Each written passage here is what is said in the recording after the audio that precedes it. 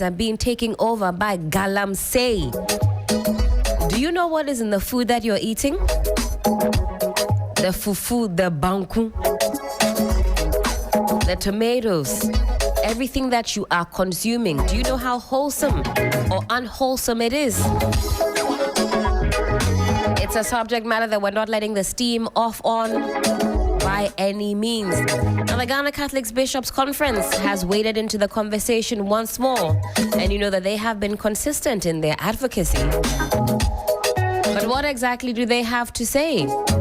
You'll recall that last year they masked up, they hit the streets, and they let their voices be heard on this issue of Galamsey.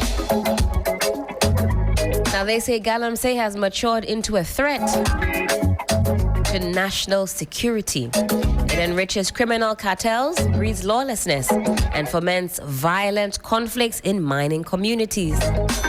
Yet, in the face of this, the President of the Republic, His Excellency John Dramani Mahama, appears not to grasp the existential scale of the menace.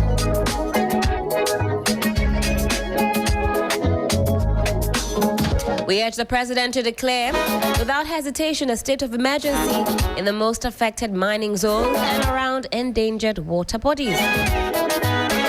Laws governing mining must be revised, sharpened, and rigorously enforced, with stiffer penalties for offenders.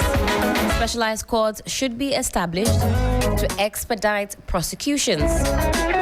A permanent, well-resourced, and corruption-proof task force must be constituted, comprising security services, environmental experts, and local authorities to ensure consistent enforcement beyond transient crackdowns. We appeal to the President to show the courage of leadership. His government must prosecute not only the poor, but also the powerful, not only the weak, but also the well-connected. Let's take a listen to the President of the Republic, His Excellency John Dramani Mahama, responding to a question during his media engagement sometime last week. In fact, exactly a week ago, when asked whether or not a state of emergency would be declared. Take a listen. I've been reluctant to implement a state of emergency in the Galamsey fight because we've not exhausted the powers we even have without a state of emergency. We have the opportunity to arrest anybody, to confiscate any such thing. There are laws for forest protection and all that give us enough powers to be able to act. Implementing a state of emergency might sound nice, but it should be the last extreme, the last resort. So for now, let's exercise all the powers we have. And if it becomes necessary for a state of emergency, then we'll look at it. It means we have to go to Parliament. The President can't just declare a state of emergency without, going to Parliament, because there's a limit to how long you can maintain that state of emergency. And so I believe that we still have leverage to continue to fight Galamsey without necessarily implementing a state of emergency. It means that we have to delineate the areas where the state of emergency is operational. And if you look at the area where Galamsey is taking place, it covers several districts of our country. And so we would do it if it becomes necessary. But for now, I think that we've given the security services enough powers to be able to deal with people who are found to be involved in Galamsey. 3FM 92.7. Urban Lifestyle Radio Station. And you were just there listening to the voice of the President of the Republic responding to that question about declaring a state of emergency. Let's expand the tentacles of this conversation some more and now speak with Awula Sewa, Coordinator, Eco-Conscious Citizens. Good morning. Good morning, Elena, to you and your listeners. Thank you for having me. Thank you so much for joining us on the program. It's been about a week since we last spoke on this issue of what the President had to say about declaring a state of emergency. A week has passed. Have you heard anything so far that is cooling your temperature, or do you still stand firmly end with the Ghana Catholic Bishops' Conference that we need an immediate declaration of the state of emergency? We commend the Catholic Bishops' Conference. We commend them for being interested in what is happening. And I don't know if you're aware, but we're in what you call the season of creation, which is from September to 4th October, where we are supposed to be prayerfully focusing on the state of the environment, God's creation. He gave us the environment to take care of, not to destroy. Now, to come back to your question, it's astonishing. Before the elections, in the run-up to the elections, we had NDC stalwarts lining up to ask for the declaration of a state of emergency. What has changed? About 60% of our water bodies have been poisoned. Our forest reserves, protected forest reserves, are under siege. Kidney disease has gone up fourfold. So what are we waiting for? But let me be absolutely clear. We are calling for a state of emergency, but not for the fun of it. So if you are telling us that what we need to do, when we say a state of emergency, we're not just saying, get up today, I declare a state of emergency, then we go to sleep. No, we're asking for decisive, bold action. So if you can take those steps, then take them. For example, we have a Navy. We want the Navy to be patrolling our water bodies. As we speak, there are environmental criminals and the chansans on our water bodies, polluting them. And that is why Ghana Water wants to increase what we pay, because they are spending so much more money trying to treat the water, which, mind you, even when it's clear, is not necessarily safe. It could still have arsenic, cyanide, mercury, which are colorless. So if you can get the Navy, as we speak, to go onto our water bodies and remove all the illegal miners, all the criminals on the water bodies and their equipment, and you can at the same time send your armed forces to the protected forest reserves, remove the miners there and their excavators.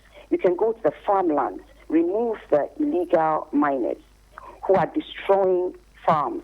Peasant farmers are at the risk of losing their livelihood as a consequence of their activity. If you can take bold steps without necessarily declaring a state of emergency, then be our guest. But that is not happening. The forest reserves that we claim to have taken, they have been taken back by the environmental criminals. So if there is decisive action you can take, for heaven's sake, take it. We are facing an ecological disaster. The president himself has recognized it. What are we waiting for to take the drastic action that needs to be taken to secure our environment for ourselves and for the next generation? Now, how would a state of emergency practically alter the government's current approach to fighting this Galamsey canker? You see, the Constitution enables you to declare a state of emergency, Article 31.9, under certain circumstances, which we face right now. We have a health emergency, public safety. Now, if you do that, it gives you extra powers. Remember when we had COVID? It enabled, government restricted movements, took certain measures that they would not normally took, but they took those measures to safeguard the health of Ghanaians. So we are asking you right now to get all the resources you have, get your armed forces, your Air Force, your Navy, to take action now. Make an announcement. Ask everybody to leave our protected forest reserves. Ask everybody to leave our water bodies. Give them 24 hours because they're not supposed to be there. And then I don't know the force of the Navy. I don't know. I'm not the Commander-in-Chief of the Armed Forces. Right. But we know the force of the Navy. How many vessels do they have? I don't know. So you should be able to be on more than one at a time so people can see that something is going on.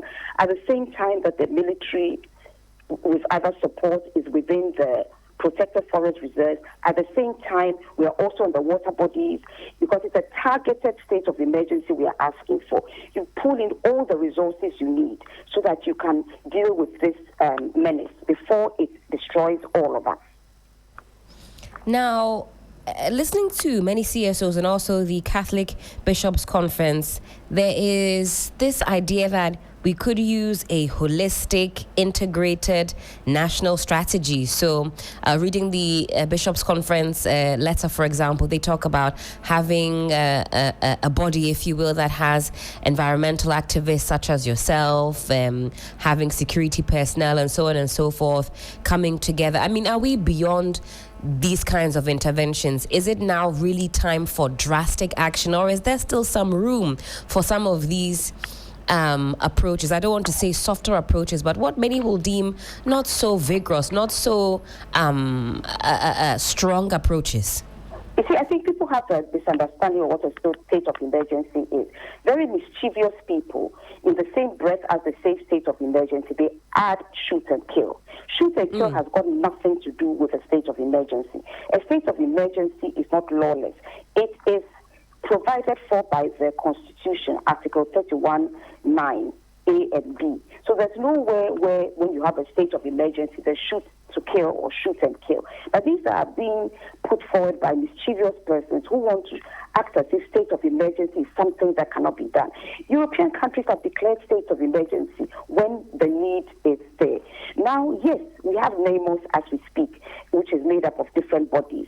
But what we are saying is that at the same time as you have these, you need to take drastic action. The house is burning. We've been using buckets of water, but we've reached a stage where the buckets of water are not helping. We need to call the fire service, but we are hesitant to do so. Are we waiting for the whole house to be engulfed in fire before we call the fire service? Yes. As you're calling the fire service, there are other things you can do to ensure that we don't have a fire again.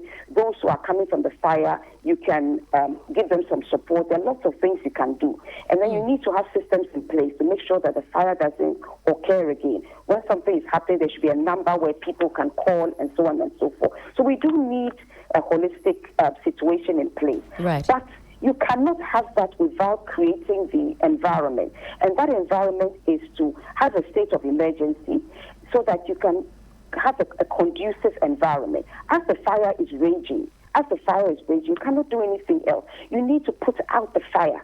And that's why we said declare a state of emergency. But I have said that if everything we are asking for you can do without declaring a state of emergency, then be our guest. But to say that we are not there yet, it's astonishing when we see that over 60% of our water bodies have been poisoned. There are maternal deaths, there are deformed babies, kidney disease, other forms of cancer. Our farmlands have been taken over. Are we going to eat gold? So what we need to do is to take drastic action now. We are on the verge of a catastrophe. Let's not wait till we get there.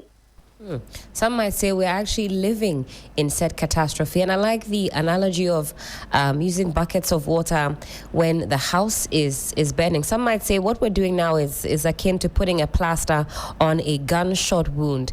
And some of the stats that you mentioned, they're staggering. They send a chill up your spine. 60% of our water bodies are poisoned. We don't know what we're drinking. We don't know what we're eating. But let me pick your thoughts on our mining laws.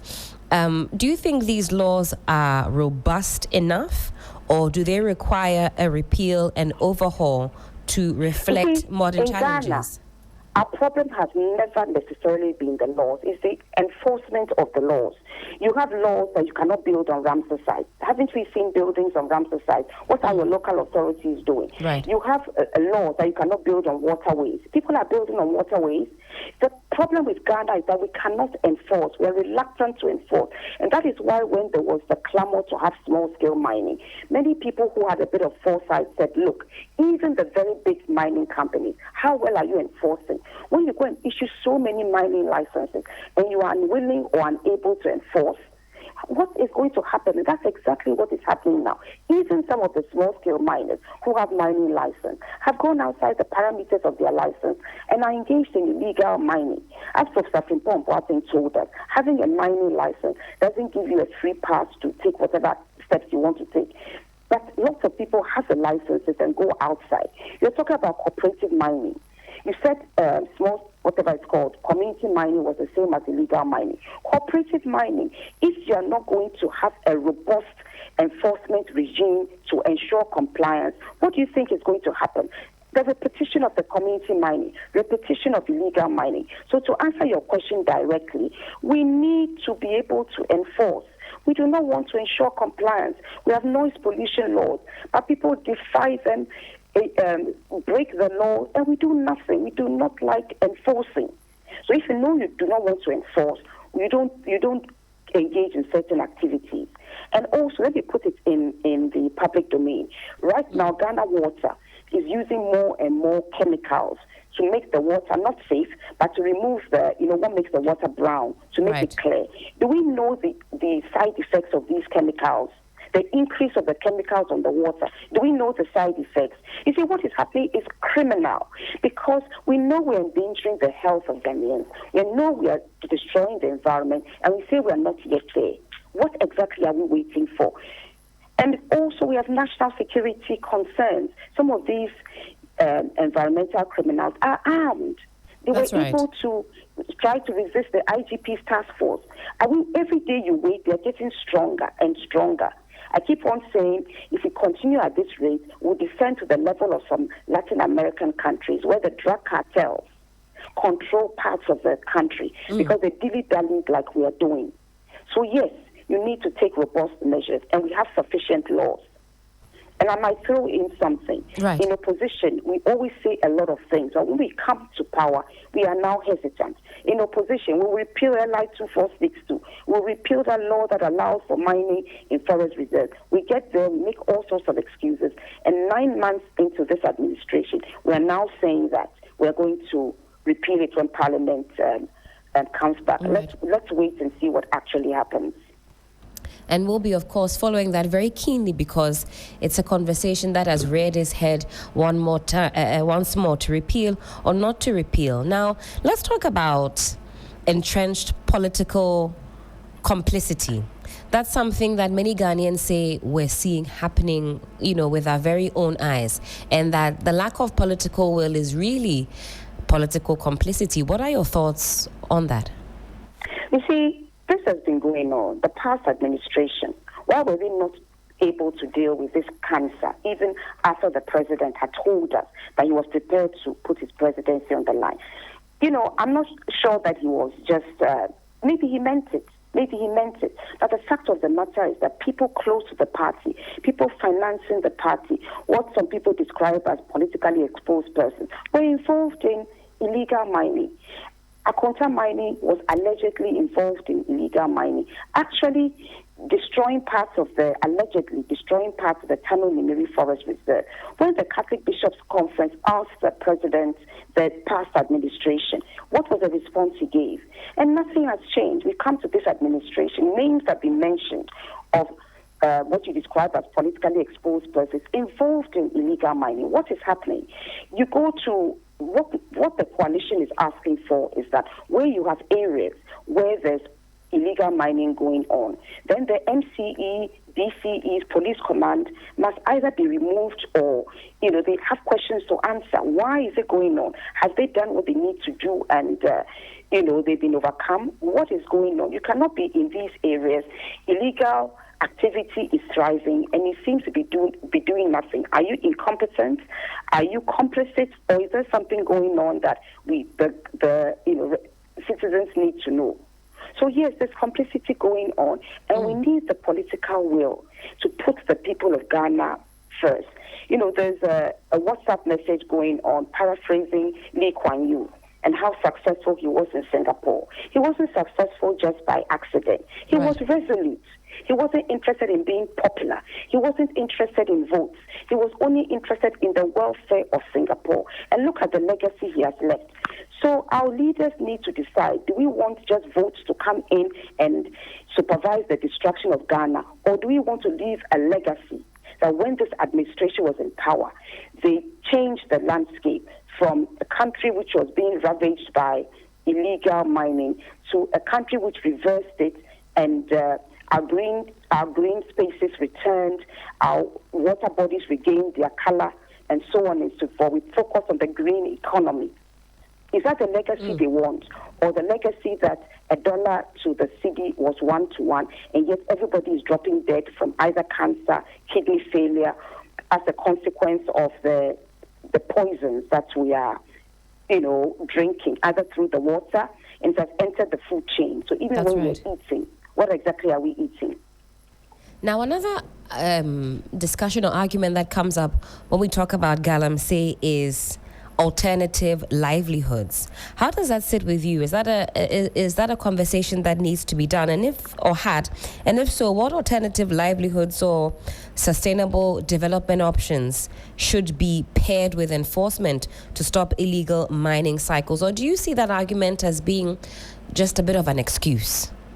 Well, let me say this. When an armed robber comes to your house, are you going to ask an armed robber whether or not he has a livelihood? And when he tells you he doesn't have one, you say, okay, keep on robbing until I can find you a livelihood. I mean, let's be serious. The fact that I don't have a livelihood, does that give me the right to poison other people and to remove their livelihood? 2.5 million peasant farmers, without counting people who depend on the activity, are losing their livelihood as a consequence of illegal mining. So are fishermen, people with rubber plantations, palm oil plantation, even cocoa. Their farms are being destroyed, and very soon our cocoa will not be accepted. So let me put it. Those of us who are people who have spoken to some of the environmental criminals, some had jobs. They've left their jobs because maybe unless you're the CEO of Gold Board or other organization, how much does a 9-to-5 job give you? Right. So there's the lucrative aspect of illegal mining. I don't even like to call it Galamsey. Galamsey, you're using hand tools. Now we're not using hand tools. We're using heavy-duty equipment.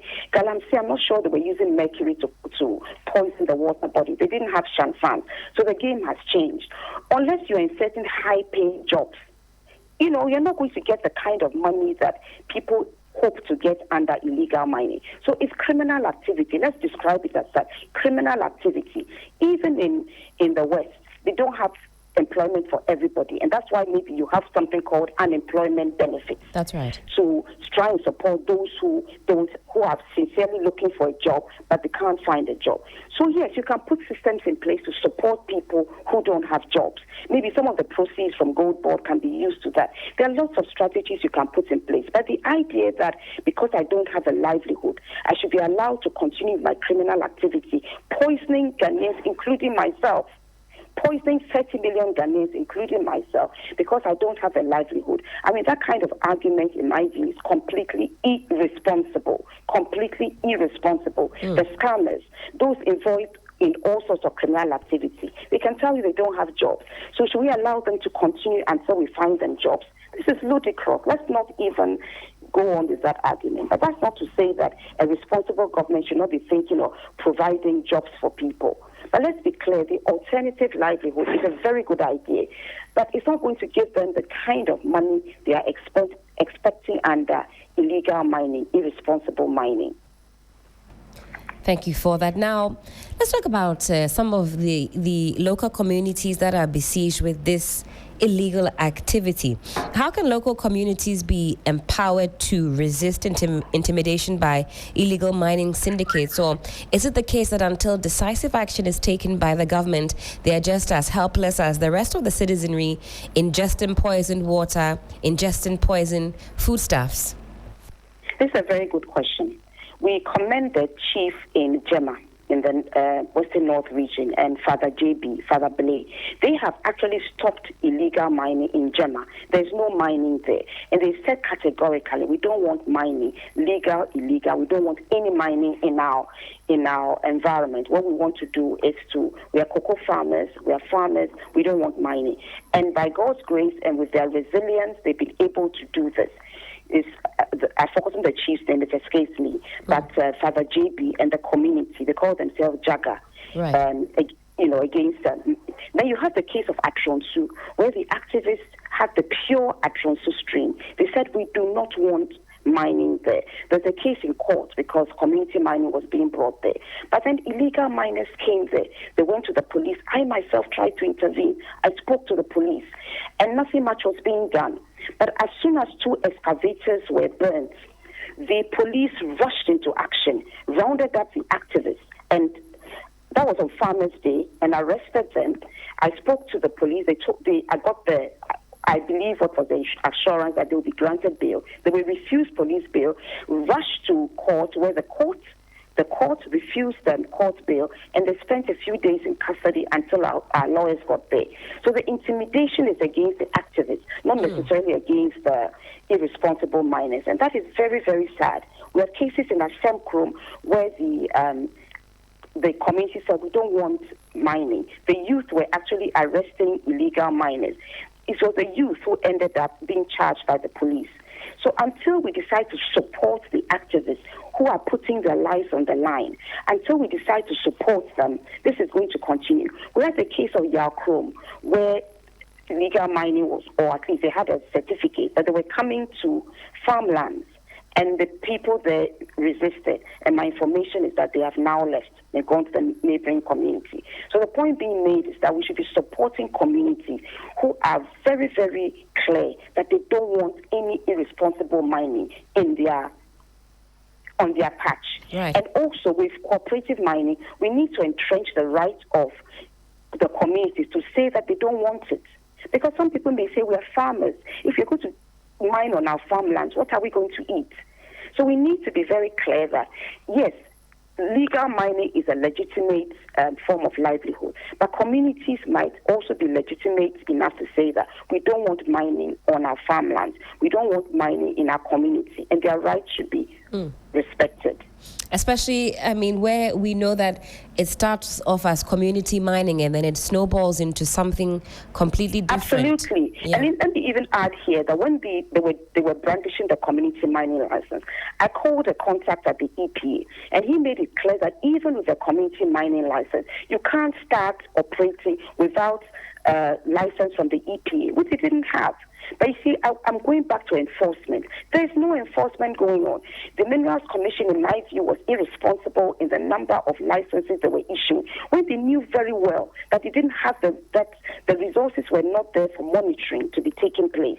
So you just issue them with licenses, then they go. The police don't even understand that even with a community mining license, you need something from the EPA before you start digging. People need to declare that where you are is where the license is enabling you to be. You know, if you don't have all those things in place, it is criminal to keep on issuing licenses. And we are saying that there should be a pause on small-scale mining. So many licenses are being issued, and we don't have the resources to go and monitor to ensure that they are going according to the parameters of their license. Until then, let's pause it all until we get our act together. Now, 2 more questions and then we wrap up on this conversation. Do you foresee the permanent military presence leading to meaningful collaboration with local civil and environmental actors? Well, what I think is that there should be a number where you can get a rapid response. In all the communities, you have a police command. In all the communities. So we said earlier on that where the police command, the MCs, the DCEs are supervising illegal mining, not doing anything about it, they should be removed. And people who are prepared to do something about it should be there. But what has to happen is that there should be a rapid response. So they should be stationed, in areas where if the community can see that this activity seems like it's rearing its ugly head, you can quickly call on them, that they can come within a short period of time and deal with it, just like when you have a fire. You know, the fire stations are supposed to be at relevant spots so that when you call, then they can quickly mobilize. They shouldn't be so far away that you call and days and days and days are going on. They can't come. And by the time they come, it's of no use because the fire has completely ravaged the place. So yes, there needs to be, at a phone call, a way of mobilizing the resources to come and deal with illegal mining. Awolasewa, my final question. Looking ahead, what is your biggest fear if illegal mining persists at its current rates, let's say for another 5 years? Ghana will cease to exist. We've always said we face an existential threat, which means that our existence, our very existence will go. Water is life. When we've poisoned all our water bodies, what are we going to drink? Oh, yes, you can say you buy water that comes from outside. What do you brush your teeth with? What do you cook with? What do you eat? The food that we eat, what do we think is being used to water the food? So my answer is that Ghana will be no more. We just have a country of very sick people. And you say you want a 24-hour economy. When your workforce is ill of what benefits is the 24-hour economy. But I'm appealing to His Excellency the President. I know he means well for Ghana. I know he means well, and I'm confident that as the Catholic Bishops' Conference has added its voice and others are adding their voice, I'm very confident that he doesn't want to be the president who supervised the destruction of Ghana. 66% of your water bodies being poisoned. It's not a joke. So I am confident that His Excellency the President is going to do the needful to arrest the situation, reverse the situation, and ensure that Ghana spells God has a nation ahead. Ghana becomes the land that it used to be, with our green spaces, good governance, and using the resources that God has given us responsibly. I'm confident that His Excellency the President is not going to supervise the destruction of Ghana, which will be the case if we did not take bold, decisive action yesterday. We cannot continue to dilly-dally. We are on the verge of a national catastrophe. We are on the verge of a national catastrophe. Awula Sewa, thank you so much for your time this morning. Thank you for your advocacy, your passion, and always for lending your expertise to this conversation. Look forward to speaking with you again, hopefully at a time where we see some more decisive action. Thank you so much for having me. All right. Again, that was Awula Sewa. She is the coordinator, Eco-Conscious Citizens, speaking with us there on the issue of Galamsey. Concert. Buy your tickets on *725*2226#. That's *725*2226. It's not just an environmental issue, it's a threat to our very survival. The rivers that were once sustaining millions of us are now poisoned with mercury, poisoned with cyanide. Our lands, forests, and farmlands are disappearing at an alarming rate, putting food security, public health, and biodiversity in jeopardy. This very, very dangerous practice is destroying livelihoods and endangering future generations. Ghana cannot afford to delay or be complacent. It demands urgent collective action, strong laws, strict enforcement, and unwavering civic responsibility. And we are all involved in this fight against Galamsey. Fellow Ghanaians, this is a fight for all of us. Time check, it is some 30 minutes to the top of the hour. We pause now for a very quick break. When we come back, there's a lot more right here on 3FM Sunrise on 3FM 92.7. Always busy on the